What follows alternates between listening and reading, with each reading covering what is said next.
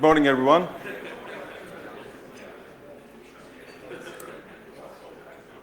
Hi, good morning, and welcome to our talk. So I'm Sahand. I work in aerospace industry as a flight software engineer, also looking at the security aspects of the onboard software and the communications links. And I'm Behrang, Fouladi. I'm working as a security researcher for Salesforce. We are going today to present a talk on the home automation system, specifically targeting the Z-Wave wireless protocol. So let's start straight away by watching a short clip.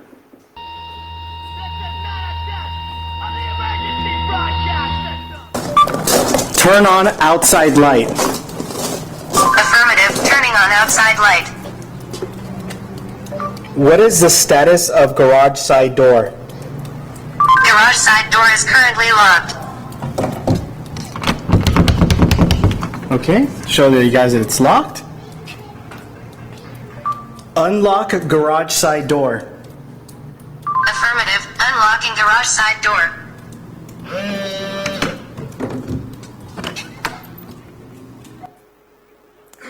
So we got that video from YouTube. It's not us, as you can tell. That's from a gentleman who was very happy or proud with his home automation system. So the idea is that's the kind of system that we worked on, we did a research on, and we're going to present the results for you. I don't know if he is aware of BlizzCon or Black Hat, where we previously presented this, but he probably wouldn't like to see it. So, as we said briefly, the home automation is the subject of this talk. We're going to look at a very brief introduction to home automation, and then we're going to look in particular at Z-Wave, which is one of the technologies available for home automation. Then we would be looking at the security aspects of Z-Wave in detail, and finally we would look at how such a system can be subjected to attacks. So, home automation. Can I just ask, how many of us are familiar with this concept, home automation? Okay, that's very good. And Z-Wave? And do any of you have Z-Wave secure systems at home? Alarm system? Okay, clever crowd. Right, so a very brief introduction. So on a home automation system, we have a central control panel, which is the heart of the system. And around that, we have various devices scattered around the house, from sensors, lighting control, smart appliances, and of course, security devices. So that's one of the main advantages of an automated home. So for me, I like to sit on my couch, control everything from the comfort of my sofa and remotely. So convenience, that's one of the main advantages of this such a system.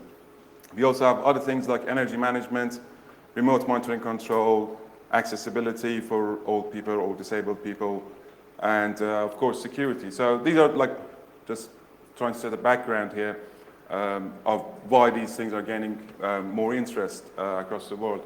So just to give you some figures, back in 2012, there was 1.5 million system shipments, and these stats are just for the US, not across the world. But 2012, 1.5 million, that's expected to rise to 8 million by 2017. Also, the market size, 3.4 billion back in 2011, expected to rise to 5.5 billion in 2016. So it's something that is becoming more and more people are being interested in it. To give you another figure, 5 million Z-Wave devices only in the US are expected to be shipped by the end of this year. So there's a lot of interest everywhere about it. The UK is probably slightly behind America, and in the Europe there are Germany, Spain, to some extent France, where these systems are kind of more popular, but the UK is certainly catching up. So how does it work? I'm going to hand over to Behrang to tell us briefly how it works. Thank you. Okay, let's start by looking into the main components of a home automation system. First, we have the communication protocols. Most of today's home automation systems are based on wireless communication, and these are the major protocols. All of them provide some sort of security and actually acceptable security. And from those, the Zigbee and Z-Wave are more popular in home automation because they can operate in lower frequencies, which is ideal to have more penetration into the walls and obstacles found in residential places. We also have the old wired protocols, which use the power line in the building to communicate with various devices and sensors. And finally, we have dual band applications, which is a combination of both wired and wireless media. As you can see, most of them does not have security implemented because the assumption was that an attacker would need to gain access to the physical power line to mount a reasonable attack. So they assumed that it would be difficult to do so. Then we have the user interface, and it's normally these wall-mounted panels with some portable remote control. You can issue commands to various systems from a central panel. This was like a system in 2005, 2004, but this is something that you would see in today's home automation systems. You can control all of the aspects of your home automation system just from your smartphone. Getting alerts, text messages, even video feeds when you are out at work, or even arming, disarming various systems at your home while you are away. Finally, we have got the devices and sensors. Here we only listed the devices sold as the security solution. The devices have embedded radio chip, Zigbee, Z-Wave radio chip, allows them to communicate with each other, forming a mesh network, as well as communicating with the central controller to obviously receive the commands, send the alerts, and so on. We have got the encrypted door lock here, Z-Wave, and another motion sensor.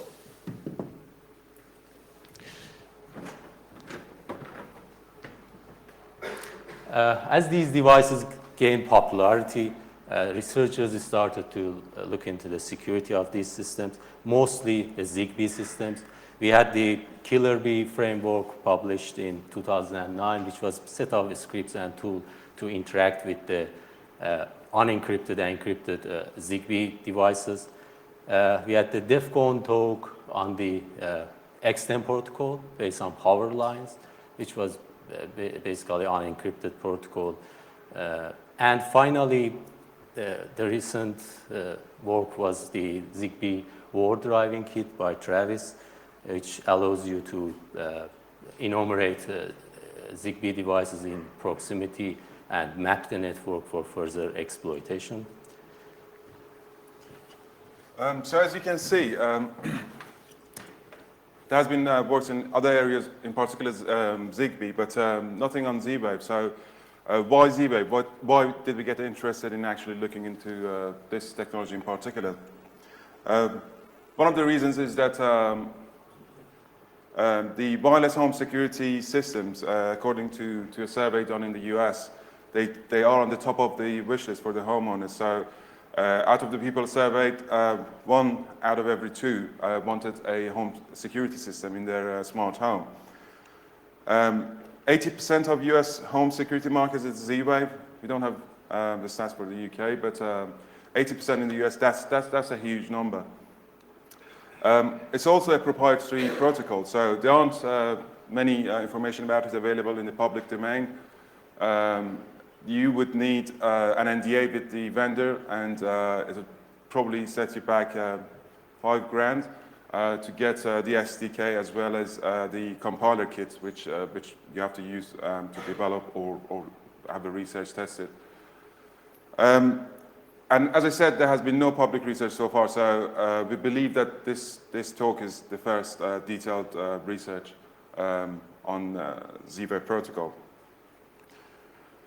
So we're going to get a bit more technical, look into more detail in the Z-Wave protocol itself. So on the protocol stack, right at the bottom, we have the physical layer, which is RF, sub-gigahertz, 800, 900 megahertz, depending on the region in the world and local regulations. It operates at various speeds, up to 100 kilobits per second. On top of that, we have the transport layer, which handles the error detection and retransmission acknowledgement, etc. Then we have the network layer. So each Z-Wave home network has a unique 32-bit home ID. The idea is that if you have a neighbor using the same system, there won't be an interference because they have their own home ID and you have your own home ID. And there can be up to 231 or 232 devices in each network, and an 8-bit node ID is assigned to each device when they're included. The network layer also looks after the mesh network and topology of the network and automatic healing if a node drops, etc., just trying to route the packets in the most efficient way. On top of that, we have the security layer, encryption, obviously, anti-replay and macking, message authentication. And finally, we have the application layer. So one good thing that the designers of Z-Wave did was to actually standardize the application layer. That gives the option of interoperability because you can have various devices from different manufacturers, and because they're all obliged to support the same application layer protocol, it means that they can actually operate in the same network. Zigbee, for example, didn't do this, and there are a lot of problems in like cross-vendor use cases. So let's take a look at the physical layer, the RF configuration. So the Z-Wave uses FSK modulation, and that's the speed rate. How many of us are familiar with the RF technology, RF communications? Okay, so quite a few people. So just a brief for the ones of us who aren't familiar.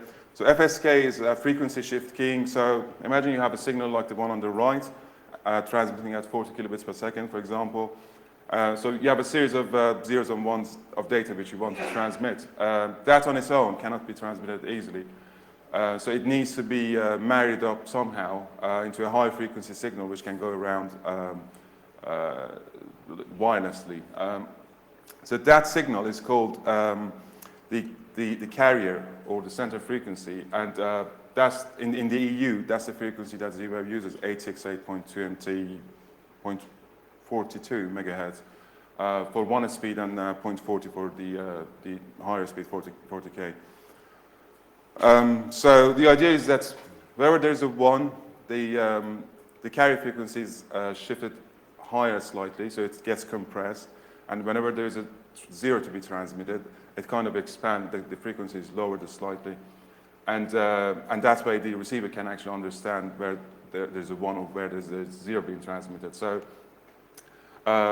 these variations are plus or minus 20 kilohertz on Z-Wave, and that's the signal that would, if you were to see it, that's the kind of thing that you would see going across a home using this technology. There are other bits and pieces as well, like the encoding. It can be Manchester encoding or NRZ encoding, but we won't go into detail on those. So these information are available from Z-Wave public data sheets. The next thing we wanted was some sort of hardware to actually support those frequencies for us to start actually looking at some meaningful ways of actually understanding more about the protocol. So we found this little chip from Texas Instruments. It's a CC1110, a chip-con device. It operates at sub-gigahertz frequencies, so anything up to 1 gigahertz, and conveniently supports all the Z-Wave configurations, so the encoding, the FSK, the modulation, and various other things. And And also it can communicate with the laptop with a serial port, which just makes development and research work much easier. It comes with a very handy tool, a Smart RF Studio, which has been very helpful, especially in the earlier stages of our research. I'll show you a screenshot of that in a moment. And the best thing for me is it's cheap. You can get 2 of them for $75, which is a bargain. So we called these devices. We knew those RF settings, and we put all of those into Smart RF and started to see some numbers when we were actually working with the network. And they looked a bit random to start with. The quant isn't as great as I thought it might be, but anyway. So a bunch of like 5s and 8s followed by some numbers which looked a bit random. So we started to look into more details in these. And in the RF communication, in digital RF communication, there's something called preamble, because the transmitter and receiver, they don't have any way to actually synchronize to each other because they're obviously not linked together. So the idea is that a series of alternating 0s and 1s are sent across the network. So when the receiver sees those 0s and 1s coming, it can synchronize to the clock of the transmitter. So those 5s and 8s aren't random, actually. They are the preamble. So there's one finding. And once the receiver is seeing these alternating 0s and 1s, the preamble coming through, it still doesn't know where the byte boundary is, so where the byte data actually starts in the incoming data. So there's something called the sync word. And the sync word purpose is that straight after the preamble, there's a word. So the receiver seeing 0s and 1s, it synchronizes to the transmitter, and then it sees that sync word, which is a kind of like golden data. And then it knows where the byte boundary starts. So we didn't know the sync word for Z-Wave. Excuse me. So we got those numbers at the end of the 5s and the start of the random data, started shifting them to the left and right, and experimenting with different values, and we found the sync word to be the word F0. So we put that back into Smart RF, and we got something which doesn't look random anymore. And looking at these numbers, there are a lot of things that you can discover from the protocol. So for example, we had 2 different central controllers, and they're supposed to have unique home IDs. So when we plug them, we noticed that the first 4 bytes are constant for each of them. So, and we know that the home ID is 32-bit value. So they must be the home ID. And then we had a few different devices, and when they were communicating, we could see that there are like a couple of numbers changing. So, okay, so that must be source, that must be destination. And an incrementing number is the sequence number. It must be. And then the checksum, and we kind of figured out how the checksum value is calculated. So a lot of findings just by looking at those numbers. However, going through all that pain, in hindsight, we found that there was an easier way to actually achieve those. So, at the start of 2012, Z-Wave designers put forward a document for standardization to ITU, which is the International Telecommunication Union. And towards the end of 2012, that document was approved and published. We weren't aware of it when we started the work, but then we found it. And that's ITU-T recommendation G9959. Which covers the physical and the MAC layer of Z-Wave. And it was a bit disappointing for us because we did a lot of work, and then we realized that, oh, it was already there. But not all was lost, because we found few discrepancies between the specification and our findings. And later on, when we got in touch with the vendor, they actually confirmed that there are some discrepancies and inconsistencies which are going to be fixed in the next release of the standard document, which we think was a good achievement. But anyway, so putting those information from those documents, our own findings, and an open source project called OpenZWave, we started to put together like how the frames in Z-Wave protocol look like. So these are like different protocol layers, physical layer, MAC frames, and application layer, and you can see how the frames look like. The thing which I said about the standardization at the application layer, so we have right at the bottom we have things like command class and the command itself. So any device has to belong to one or more command classes, which are again standardized, and and all command classes have a set of commands which they must support, which gives that that standard application layer. So having access to all of those, we started writing our own tool called Z-Force, which consists of a couple of those little development kits from Texas Instruments as transmitter receiver, and a GUI to actually interact with those. This is a screenshot of Z-Force, so it can capture the raw data packets going across the network. It shows, as you can see on the left, the timestamp, the unique home ID, source and destination, and the raw data packet. So this is the first interception tool available to intercept Z-Wave packets. One very interesting thing is that the only piece of information for a potential attacker to attack a home using this system is just a single packet.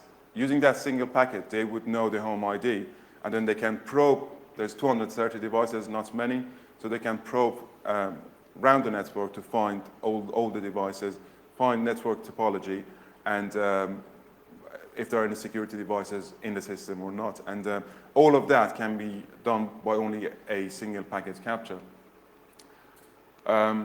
Z-Force can also inject raw data packets into the network. So as you can see, home ID, source, destination, and the raw payload, and it can inject an arbitrary packet into the target system. We're going to have a short demo here, which shows you the Z-Force and also a motion sensor device that we had for our used for our research. So I'm just going to launch the Z-Force tool.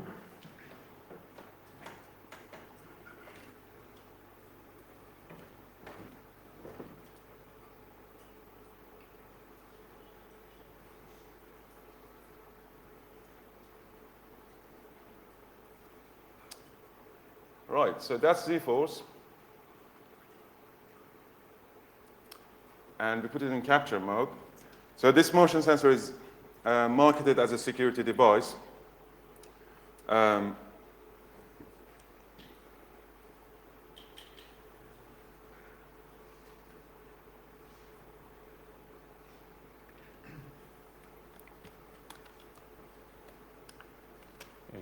you.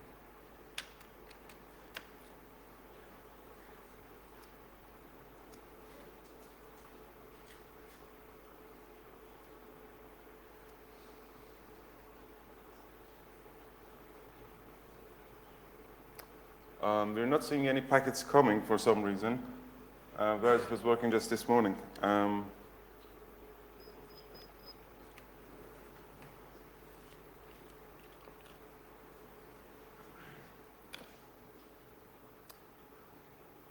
I think we're probably going to switch to a video that's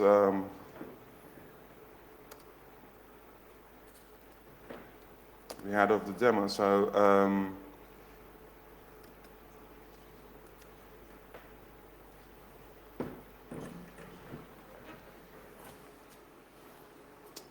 We used to get quite a lot of interference when we had this talk in Black Hat, and we worked on those aspects, like trying to harden it, and we seem to have problem here. So I don't know whether it's being jammed by someone in the audience, but it was working just before we started the talk. But anyway, so here's a video of, let's go to start. So that's the motion sensor on the top left. As soon as it sees a motion, the light goes on. It transmits a data packet saying that there has been a motion, and the Z-Force tool is on the right-hand side. The transmitter receivers, we can see right in front of the motion sensor. So there was a movement, and there's a packet coming through. And as you can see, the packets, the data doesn't seem to be encrypted. It's quite short. I don't know if you can see it from distance, but right at the end of the packet, there's an FF word. So that basically means that there has been a motion detected, and it's been activated. And if there's no motion for a certain period of time, then it transmits a second packet with 0 at the end, meaning that it's off, there's no movement. So these devices, they have a legitimate way of disabling them. Say, for example, you're asleep at night, you want to disable the sensor in the bedroom, and you want to leave the rest of the house enabled, so you can do that. And these packets aren't encrypted, so we intercepted that exact command to actually disable or enable the motion sensor, and injected them using Z-Force. So there's the home ID, source and destination, all from the packets intercepted already. The payload for that, it's a value 70040201, and then finally 00 to disable the motion sensor, or 01 to enable it. So we type in that value 00 to disable it, and inject that packet. That's the packet we sent, and that's the reply from the motion sensor. And the motion sensor should be disabled now.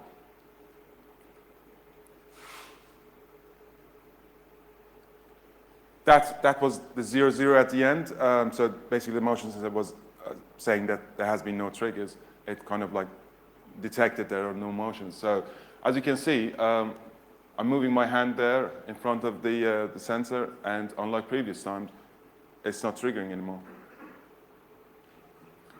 So that basically means that this device, which has been marketed as a secure device for a home alarm system, isn't that secure after all, and it can be disabled by a very simple replay attack.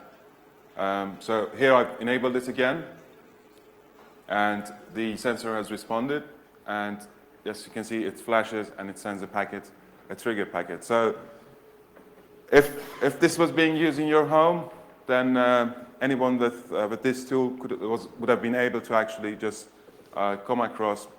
When you turn on a switch with your home automation system, they can capture that single packet that they want, find that all of these information, find all the sensors, and disable them all. So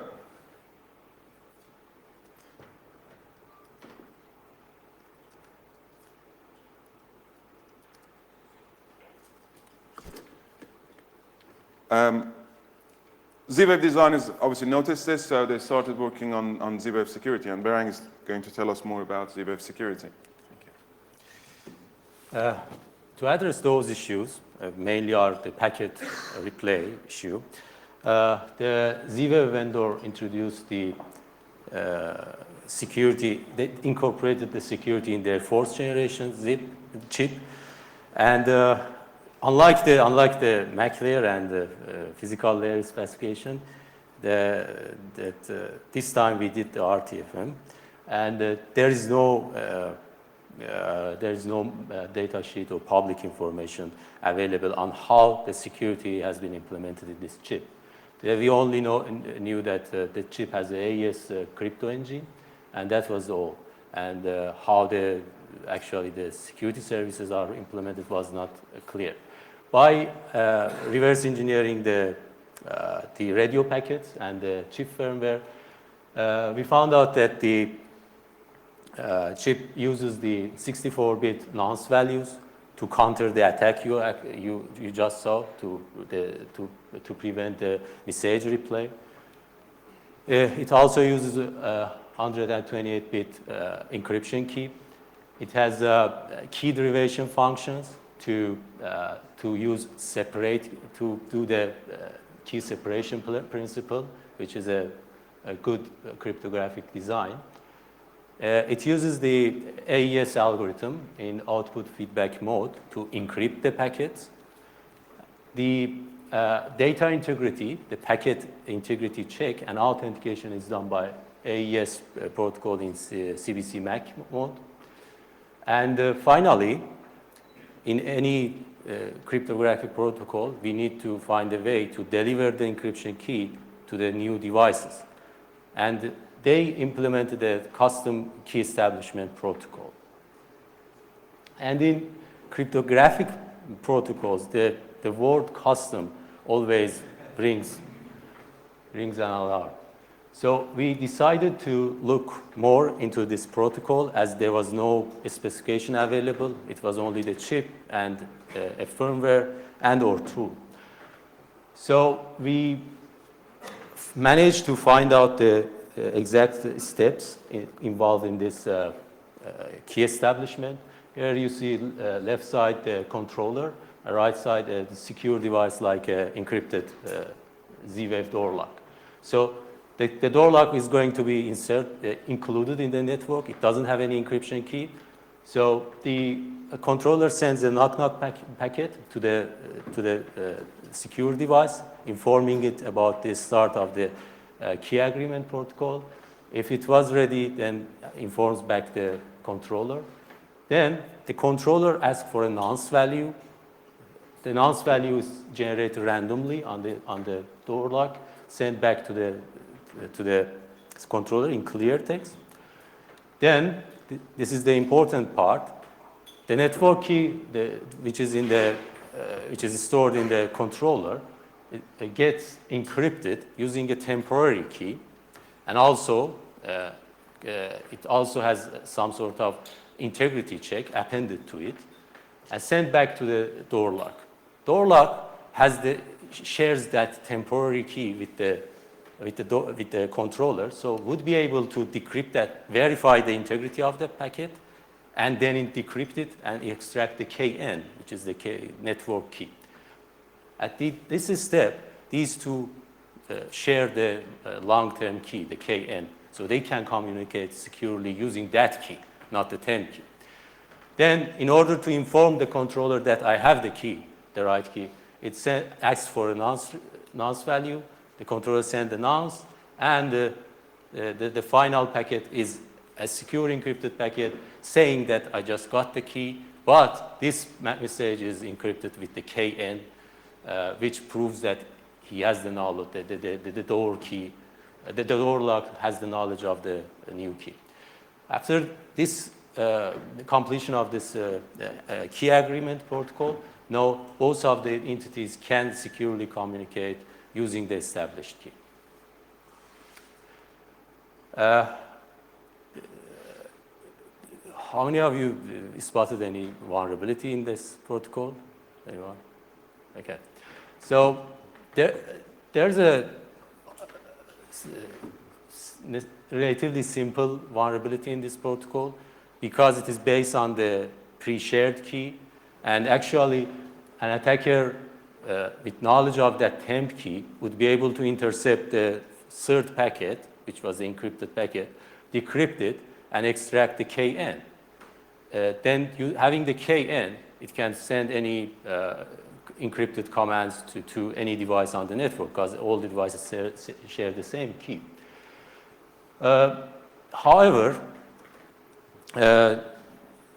the attacker should be at the right time and the right place, because this key agreement only happens when you want to insert a new device into your network. And also, the Z-Wave designers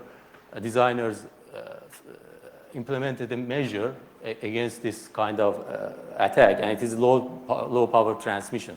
When the two entities running this protocol, they transmit on the low power to prevent the possible attackers from intercepting the packets. So the attacker needs to be really close to both devices, or have like a real good antenna to receive that.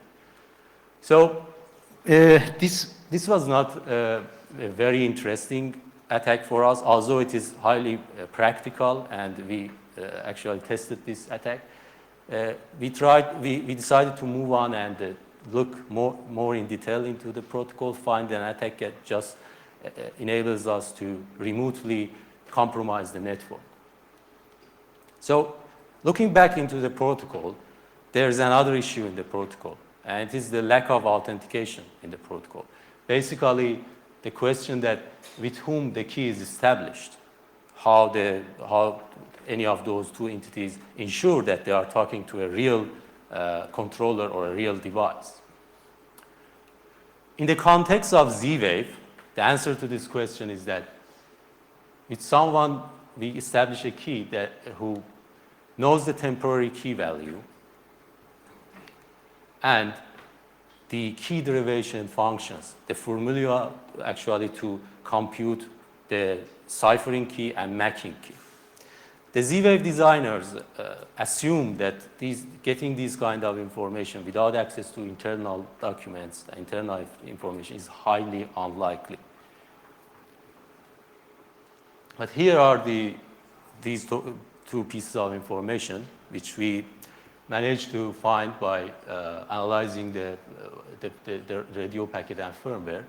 The temporary key is basically an array of zeros, and the two formulas to calculate the keys are these KC and KM formulas based on AES and the two password value embedded in the firmware. Right, so we know how to calculate the encryption key and matching key. Now we need to know how to actually do the encryption and how to calculate the MAC value. Again, we managed to discover those two parts as well.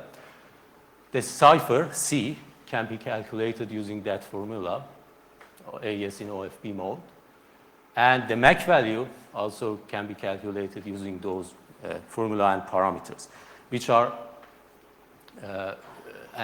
based on the key C and key M, and we can calculate those with the formula we already showed you.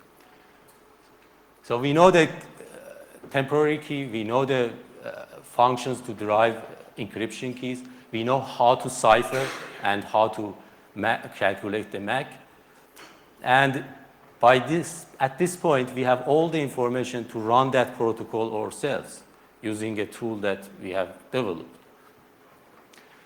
So here is another attack idea using this information.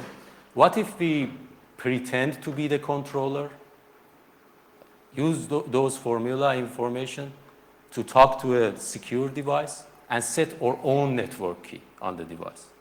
So if that was successful, then we know the network key, and we would be able to use that network key to send an encrypted command to the device and do whatever we want. But surely, once the secure device has established the new network key, one would have thought that it shouldn't use the temporary key anymore, and it should stick to the pre-established network key. We thought that let's try it and see if that's the case or not. Well, let's try it. So this is our second live demo. Given what happened the first time round, we can probably just very quickly, I just relaunched the application and just to see if it works this time or not. Oh, what happened there? I think it is the interference from the mics. Where's my mouse? I see. So just giving it a second go.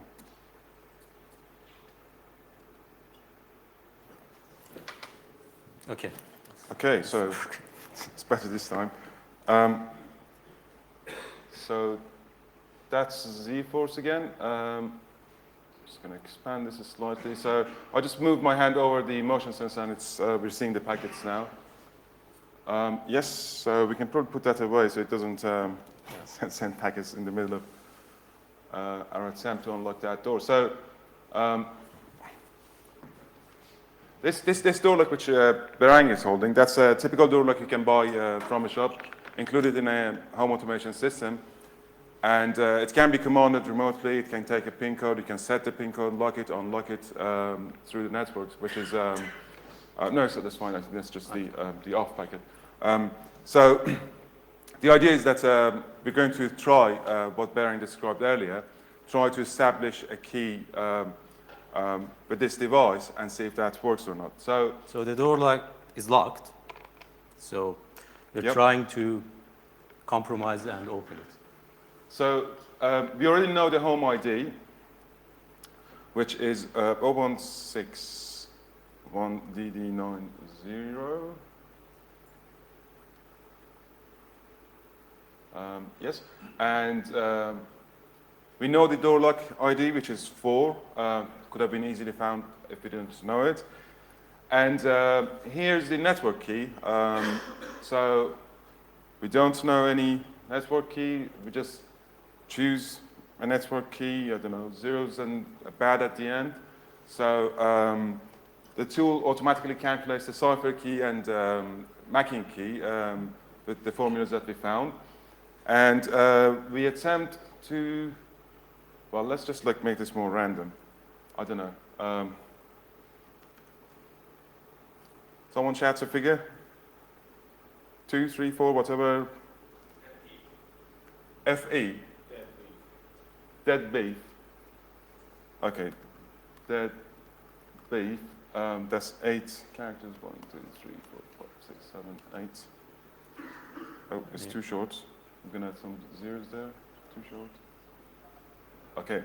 So that's a 128-bit network key, and so it calculates the cipher key and macking key. We attempt to unlock that door now. So this basically runs the protocol. So you can see there, it sends that beam packet. It's basically just because that's a battery-powered device. That's something in Z-Wave design. So there's something called beam. It sends to wake the device up. Once the device is up, it sends that packet at line 13 or 12, and 16. Which has a 4044 at the end. That 40 is asking for a nonce value. 2 lines down, just under the 4044, there's 9880. That's actually the nonce value. So it's a randomly generated number by the door lock. And then we use that nonce value together with the home ID target node ID, etc., and of course the key value, and encrypt a message to unlock the door, send it back to the door lock, and as you saw, nothing happened. So then we try to set the key and establish our own key, which is this one, with the lock. So if we run this now, it would run through the sequence diagram which Behrang described. And in a few seconds' time, we get a message sent by the door lock, the one but last, which has a 9881. That's a secure message generated by the door lock, informing the central controller or the attacker in this instance that it has the new key. So even though this device has been included in the network and had an old network key which we didn't know of, it seems that we actually managed to reestablish our own key with it. So if we run the unlock command again now, it should really work. I probably won't bet on it, but you're welcome to. Let's try it.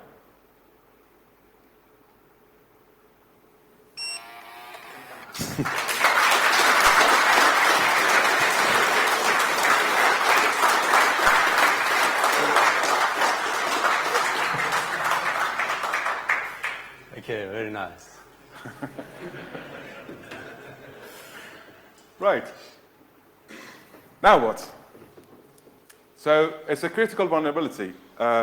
It enables a potential attacker to bypass the alarm system, as we saw earlier. So disable the motion sensor, unlock the front door, and make themselves comfortable, do whatever they want to do, leave the home, lock it, and don't leave any signs of forced entry or anything like that. So you wouldn't even be able to claim it on insurance. So it's a critical vulnerability. It requires a very urgent fix.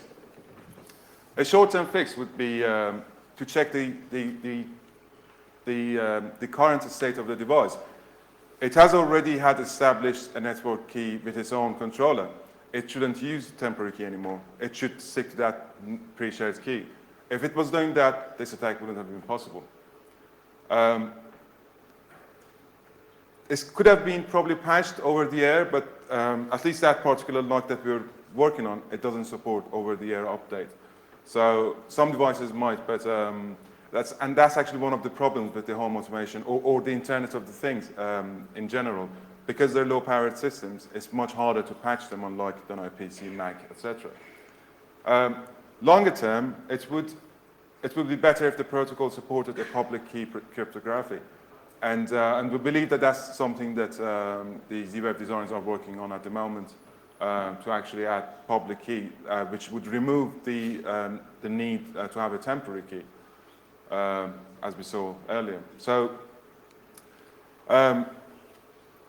that brings us to the end of the talk. We have more technical detail in our white paper.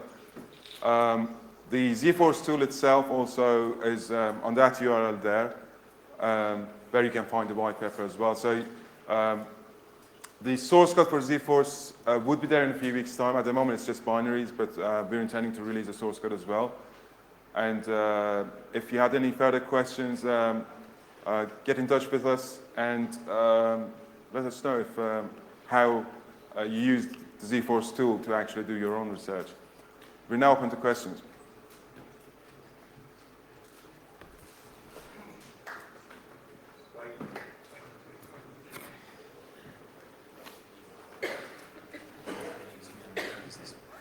Test. Once you establish a new key with the lock, is the pre-existing key between the lock and the controller destroyed? That is destroyed. So the controller won't be able to communicate with the lock anymore. So you Okay. have to be quick. So a person who suffers this attack would be able to tell that they could no longer, for example, unlock their... They would be able to tell because obviously their lock won't get any more commands. If it has PIN codes, because that lock can accept PIN code as well, it has a PIN pad. So they can still use the PIN pad or the manual mechanical key to actually gain access, but they won't be able to control this. Although there's a functionality envisaged in these devices. Say if the battery runs down, you run out of battery, then you replace the battery. So there is the same protocol can be run again on these devices to actually re-establish the network key with them. And the use case for that is, like I said, if the battery runs out, you replace the battery and you need to deliver the key again back to this device. So it's not that they lose total control, they can regain the control, but they would be able to know because the commands won't work straight away. They have to go through a process to establish their own key again. Yeah, sure. So they would know. All right, thanks. Welcome. Yes, please. Have you tried fuzzing against remote devices? Nice question. Have you tried fuzzing any devices to see if they get upset, crash? That was on our list of things to do. That's very, we managed actually to crash one of the control panels. Not intentionally, but during our test, we were unintentionally fuzzing the device, and we saw it crash. And we would have liked to work on it, but because of time constraints, we couldn't. That's another advantage that Z-Force gives you, because and once the source code is made open as well, then you can grab that and do a lot of experiments, including fuzzing. Yeah, just bear in mind the cores, the CPU core on these devices are 8051. You have to write that shell code. But yeah, it's all possible, and you're welcome to try the tool and present your findings probably in the next 44 Con. Yes. Can we reset Home ID on these devices? The Home ID, not remotely like this. The Home ID of each home is stored in the central controller stick. So you have something like this. For example, this is from one particular manufacturer. There are many around, and these are the ones that have the unique Home ID. So there is a way to set the Home ID on these because obviously during manufacturing they test them and they set the unique IDs to them. I think that the API which comes with the SDK should support setting that because that's something that is required during manufacturing, but we haven't tested it. It's not possible doing it remotely though. Yeah, so the thing is that as it is stored in non-volatile RAM and at the factory, I assume, this is just an assumption, if they cared about, they should have disabled the later writes to update it, because it is not needed to update the Home ID. And it is a security issue. But if it is possible, you still need physical access to the device. And if you have a physical access to the device, you can actually extract the key, if you want. Thank you very much. You're welcome. Other questions? There, please.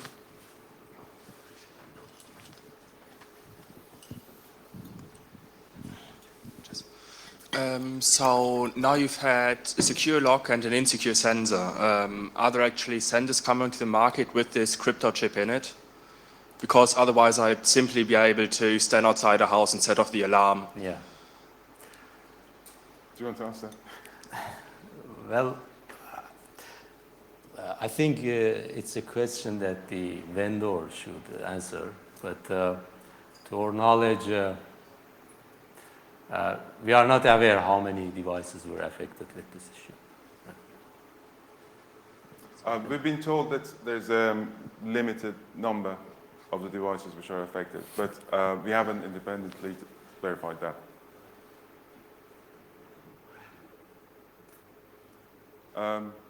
Any more questions?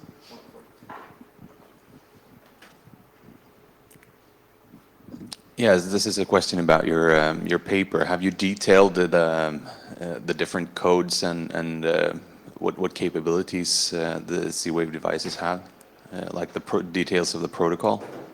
No, I mean we've covered mainly like the lower layers of the protocol because the Open Z-Wave open source project, they actually done quite a good work at the higher levels. So for example, you have a device, probing the device, getting its capabilities and features and things like that. But what they do is they use these sticks As a modem. As a modem. So they use these with the API which comes with them. So that limits what they can do because, for example, the Home ID, they can only use the Home ID which is on here. So they can't change it or transmit or receive unarbitrary Home IDs and things like that. So our work was mainly at lower layer, like the physical layer and the network layer, trying to add something which doesn't already exist. So I think that the combination of Z-Force and the Open Z-Wave project, the both of them together can actually enable a lot of things like that. For example, bringing those algorithms to Z-Force, trying to get the capabilities of devices. Excellent, thanks. Right. Any more questions? Okay, thank you very much. And